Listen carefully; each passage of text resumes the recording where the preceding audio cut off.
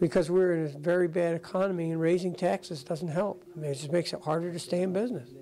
Schuyler County residents and business owners were on hand for tonight's passing of the county budget, some to support, others to protest. Legislators ignored the pleas for reassessment and passed the budget with a 6-2 vote. Good evening, everyone. I'm JB Buno. Thanks for joining us here on the late edition in high definition. Schuyler County legislators looked at every possible avenue to save the taxpayers in the county money this year. The best they could do was to keep the tax rate the same. Now, WENY TV's Joe Malillo was there as they passed this year's budget. He joins us live in the studio with the details. Joe.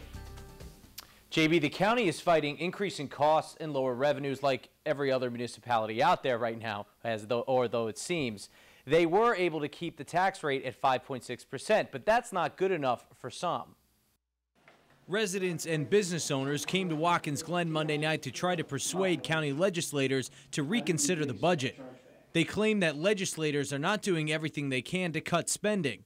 Although the tax rate will stay the same at 5.6%, both business and homeowners who had their properties reassessed might have to pay double the money they did last year. Well, it increases their taxes substantially because you're putting it over more thousands. So even though the rate stays the same, you're paying more money.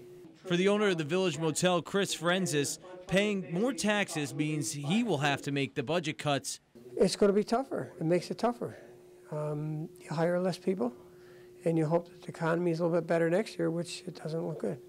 I'm very in favor of people consolidating. Towns should work with towns, and towns should work with county so they all can spend less. I think there's a lot of things that could be done, but they've got to work seriously together to get it done. Legislators agree the unfunded state and federal mandates are some of the main reasons why the county has a hard time lowering the budget. Child Protective Service costs went up $1.3 million since last year. Because of these cost increases, and most of them are mandated by the state, we could not meet the 2% tax cap limit. We just couldn't do it. The only way you can get down to the tax cap would be we would have significant impacts on our local services. Now, the budget was the big issue tonight, but also worth a mention, the legislature voted down a raise for county legislators. Live in the studio, Joe Malillo, WENY TV News.